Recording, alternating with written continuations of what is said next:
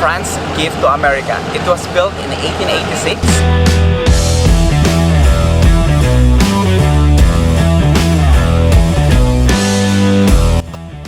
The Statue of Liberty is a figure of Libertas, Roman liberty goddess.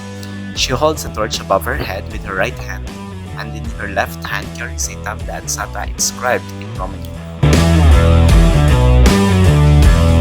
So you can buy a ticket for $18.50 going to Liberty Island. And you can board the Statue Cruises, which is the official cruise of New York City.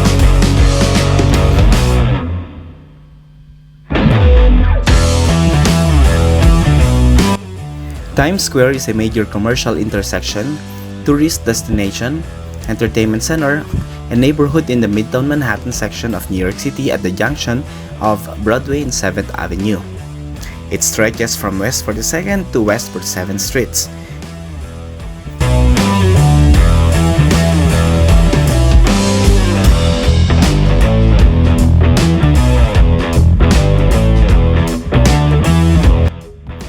The Empire State Building is a 102-story Art Deco skyscraper in Midtown Manhattan. It was designated as a National Historic Landmark.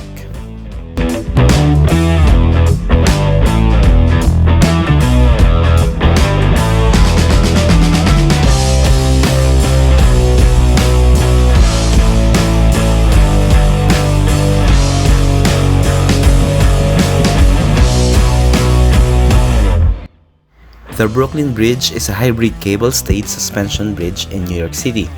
It connects the boroughs of Manhattan and Brooklyn, spanning the East River. On opening day, 1,800 vehicles crossed the Brooklyn Bridge along with more than 150,000 people. So I'm here now at Brooklyn Bridge. We just boarded the train and going back to Lower Manhattan. It was finished in 1883, and it was the first steel wire suspension bridge and also the longest suspension bridge in the world. It takes 25 minutes crossing the 1.3 miles or 2.09 kilometers long bridge.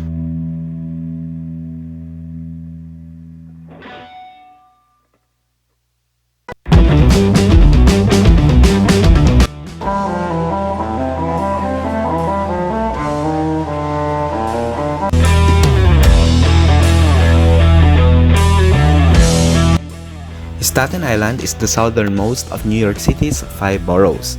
It is connected to Lower Manhattan via the Staten Island Ferry, which runs across New York Harbor.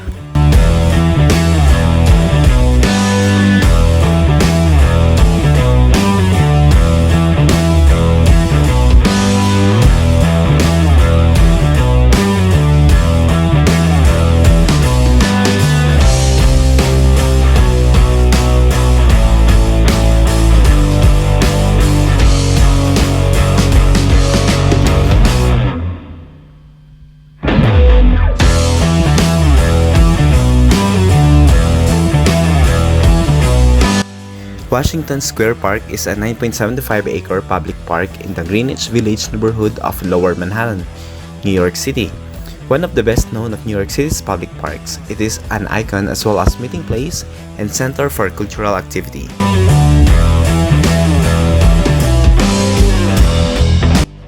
So this is one of the famous landmarks here, the Grand Central in New York. So if I speak here, they will hear me in the other corners of this hall. Hello!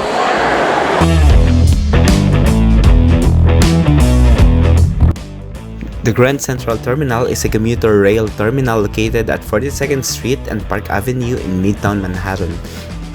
It is the southern terminus of the Metro-North Railroad's Harlem, Hudson, and New Haven lines, serving the northern parts of the New York metropolitan area.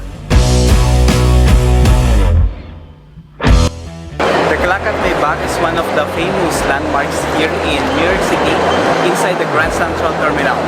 It is worth over $10 million that was assessed by a private institution.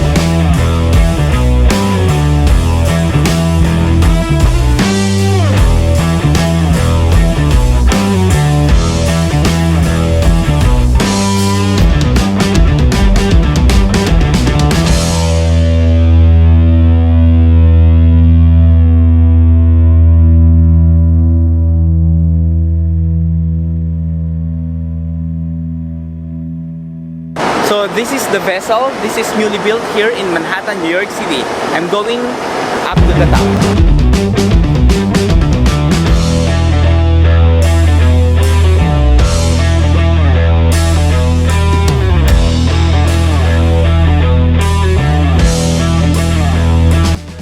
The vessel is a structure and landmark which was built as part of the Hudson Yards redevelopment project in Manhattan, New York City. Construction began in April 2017 and it was just opened on March 15, 2019. The vessel is composed of 154 interconnecting flights of stairs with almost 2,500 individual steps and 80 landings.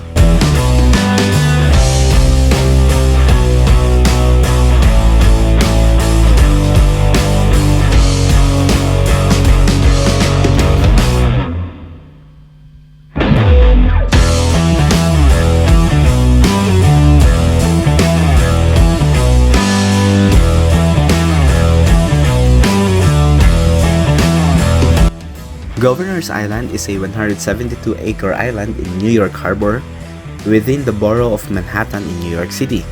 It is located approximately 800 yards south of Manhattan Island and is separated from Brooklyn to the east by the 400-yard wide Buttermilk Channel. In 1885, the first incinerator in the US was built on Governor's Island. Hello guys, let's start the tour inside the Governor's Island.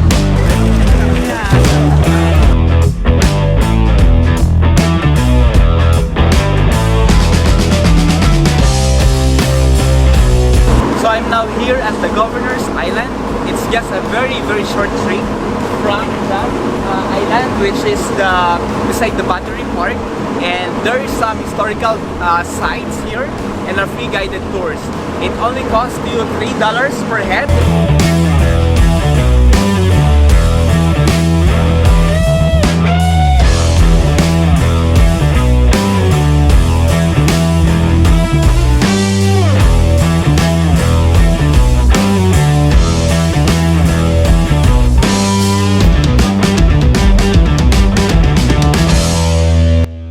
Corona Park, Flushing Meadows, often referred to as Flushing Meadows Park, is a public park in the northern part of Queens, New York City. It is bounded by 678 on the east, Grand Central Parkway on the west, Flushing Bay on the north, and Union Turnpike on the south. It was created as the site of the 1939-1940 New York World's Fair and also hosted the New York World's Fair on 1964 and 1965.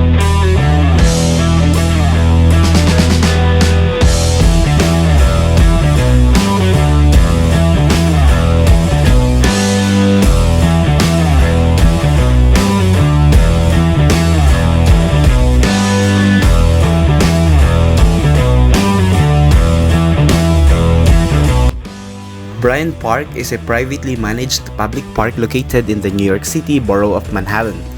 It is located between 5th Avenue and Avenue of the Americas and between 40th and 42nd Streets in Midtown Manhattan.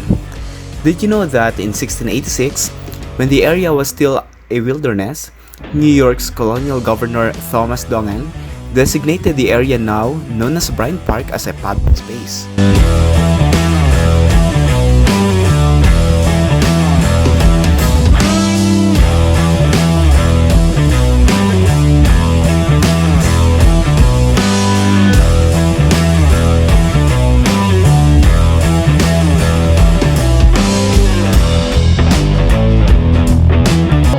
Wall Street is located in Lower Manhattan and it is easily one of the most famous streets in the world, known for its role in the international financial system.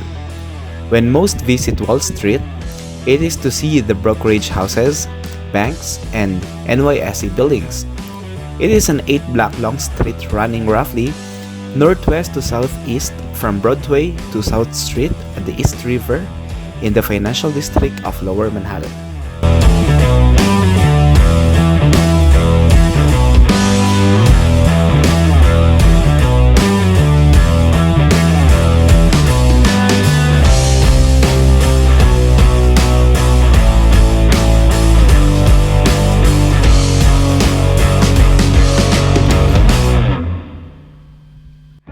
The National September 11 Memorial is a tribute of remembrance and honor to the people killed in the terror attacks of September 11, 2001 at the World Trade Center site. The memorial's twin reflecting pools are each nearly an acre in size and figure the largest man-made waterfalls in North America. The pools sit within the footprints where the Twin Towers once stood.